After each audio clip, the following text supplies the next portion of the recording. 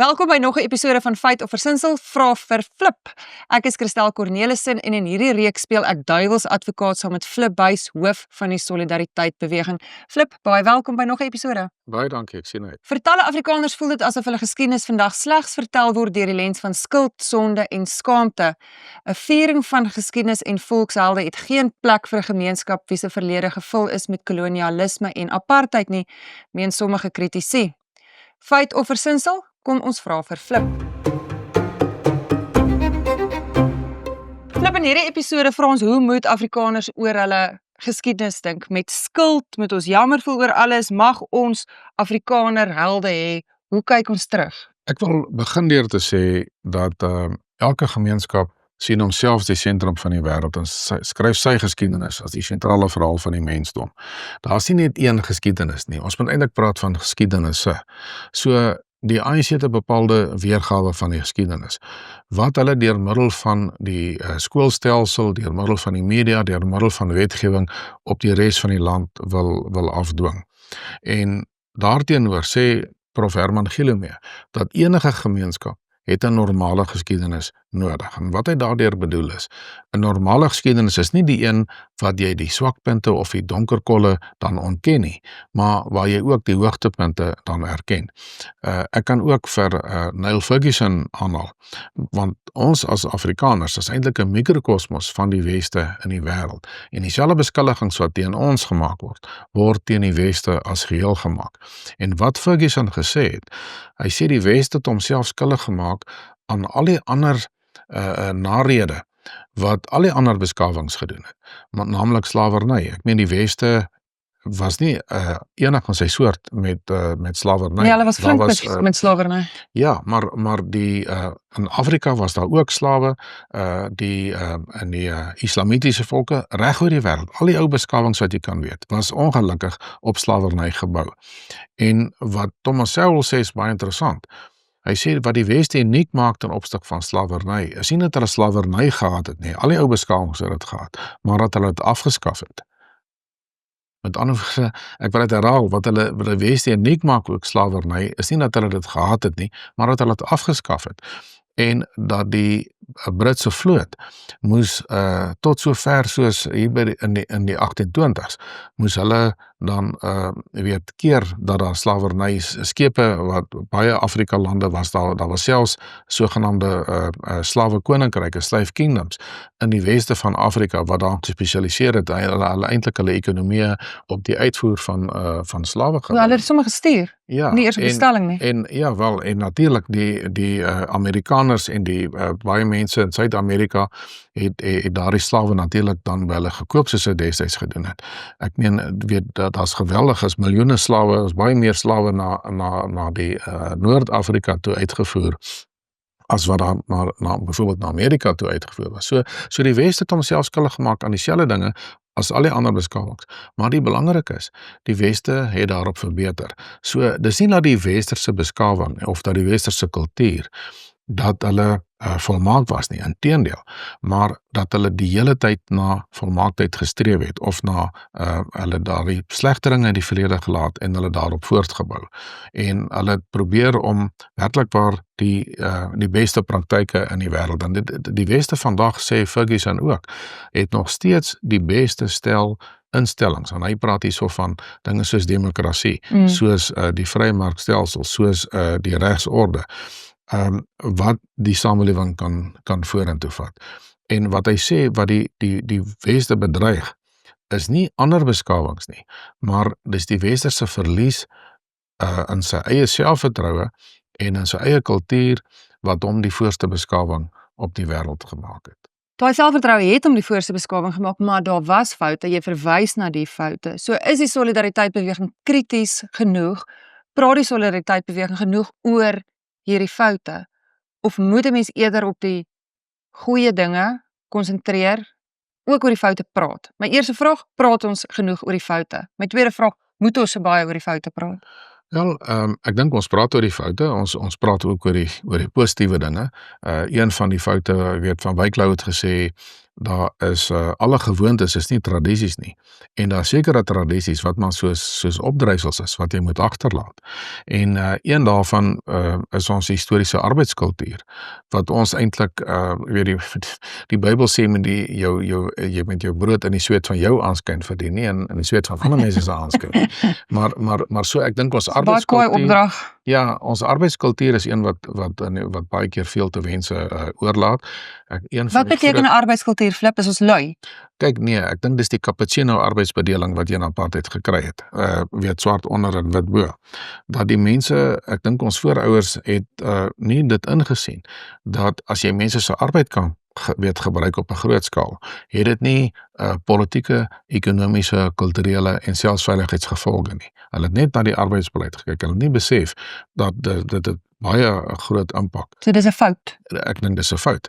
En ek dink die arbeidskultuur het al baie verander, maar dit is vir ons nog nodig om die werksmag te normaliseer en dit is hoekom ook mense oplei op alle vlakke van die samelewing. Ons lei mense op want ons glo dat dit is belangrik om ook jou eie werk te kan doen en nie neersien en sê maar hierdie tipe werk is eintlik nie ons mense se werk, is eintlik 'n ander groep se werk. Dis moeilik in ons land, Flip, want mense lyk verskillend. As jy in 'n ander land kom, dan lyk mense presies dieselfde. So die een wat jou koffie maak of jou tand trek of jou kar regmaak of jy operasie doen, almal lyk dieselfde en in Suid-Afrika lyk almal nie dieselfde nie en ek dink dit maak dit dalk makliker om neer te kyk op mekaar.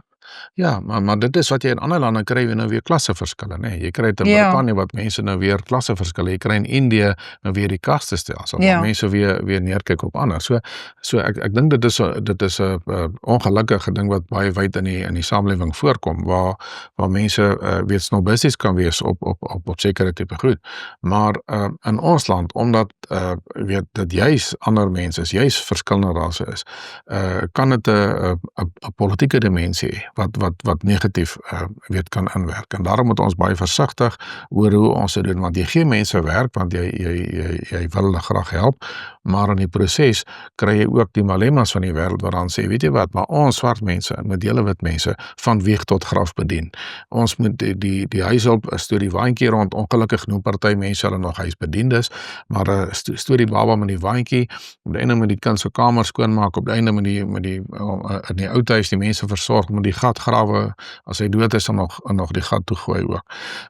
So ek dink ons sal baie mooi en krities moet kyk na ons eie arbeidskultuur om 'n voorbeeld te noem, maar terselfdertyd moet ons nie blind wees vir die geweldige prestasies wat ons voorouers behaal het. Dit is eintlik ongelooflik as jy kyk na Suid-Afrika wat ver van ander ontwikkelde lande is en wat ongelooflik ontwikkel het in Afrikaans as moderne taal ontwikkel het en daardeur ons as gemeenskap in staat gestel het om te ontwikkel.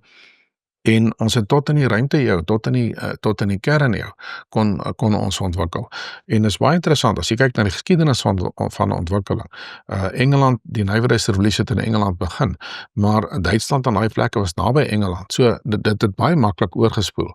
Maar dit het nie na die res van die wêreld toe oorgespoel nie, behalwe hier in uitsondering soos Suid-Afrika, waar ons 'n hoogs moderne samelewing kon ontwikkel. Natuurlik kan dit nie van ons verwag geword het om almal en alles te ontwikkel nie, maar dit is ongelooflik wat ons voorouers reg gekry het. En ek dink mens moet daardie perspektief oor die verlede hê, dat jy weet dat vandag wat mense sê, maar is nie meer hoop vir die toekoms nie, ons is al baie hierso, daai punt waar mense nie meer hoop gehad het nie.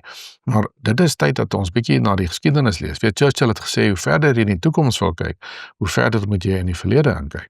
En as ons kyk wat ons voorouers aan moeilike omstandighede reg gekry het, daar's mos nie iets fout met ons nie. Ons kan dit ook doen. Ons kan ook vir ons ruimtes oopwerk hierso in Suid-Afrika. En dit is hoekom dit vir my belangrik is, dat ons meer kennis het oor die verlede. Dat ons sien wat het mense reg gekry.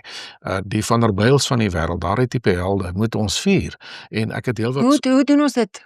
Praat van die Van der Bijls. Is ons besig om daai geskiedenis te skryf, Flip, of het ons staat gemaak op iemand anders om die Van der Bijls se geskiedenis uit hulle oogpunt vir ons op te teken? Is ons aktief besig om ons geskiedenis te skryf sodat ons kan leer Ek dink ons moet met baie daai meer terugkyk? ek is baie keer meer oor die verlede bekommerd as oor die toekoms.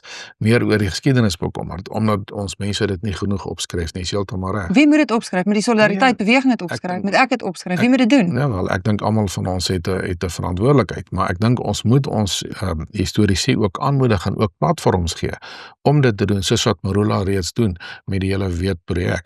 Maar as ek kyk na Hendrik van der Byl, dan is dit ongelooflik. Ek meen, hy het Eskom begin, hy het Eskom begin, hy het die Nywerheidsontwikkelingskoöperasie begin. Hy was letterlik die kern van die industrialisasie van Suid-Afrika.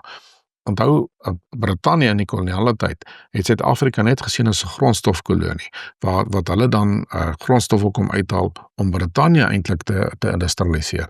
En Van der Byl het 'n wonderlike pos in Amerika gehad, en toe hy gevra word om terug te kom Suid-Afrika toe, kon die Amerikaners nie glo dat hy sy pos daar dan los nie. En hy het terugkom Suid-Afrika toe en hy het begin om Suid-Afrika te industrialiseer. Dis ongelooflik eintlik as jy kyk na ons min mense weet, ons spoorweë. Ons het baie meer spoorlyne as weet 'n kilometer gewys as Duitsland en Frankryk saam, om 'n voorbeeld te noem. En ek meen Kimberley het elektriese ligte gehad voor Londen. Dis ongelooflik wat hier so reg gekry is. En dit is nodig dat ons nie net na die politieke geskiedenis kyk nie, laat ons ook na die ekonomiese geskiedenis kyk, na die kulturele geskiedenis kyk. Mense wat, ek meen Afrikaans is een van net 4 tale wat gemoderniseer het in die vorige eeu.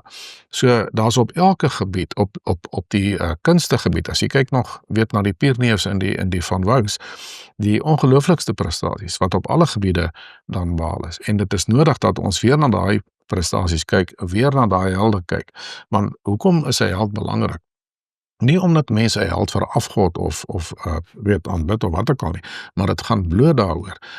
Dit gaan oor suksesverhale, dit gaan oor waardes wat jy oordra, dit gaan oor selfvertroue wat jy vir kinders gee om te streef na beter. As mense dink maar die verlede was net een weet 'n donker gat, dan gaan mense nie streef na beter nie. Maar om vir mense te wys wat het in die verlede gebeur, wat kan weer gedoen word, gee mense daai selfvertroue om die hand in die ploeg te slaan en daarom weer iets te doen. Leer uit die verlede vir die toekoms. Ek is Christel Cornelissen, baie dankie aan Flip Buys, hoof van die Solidariteit Beweging. Jy het gekyk na feit of versinsel, vra vir Flip. Meneer, ek sê vir jou baie dankie. Baie dankie. Tot ons weer gesels, totsiens.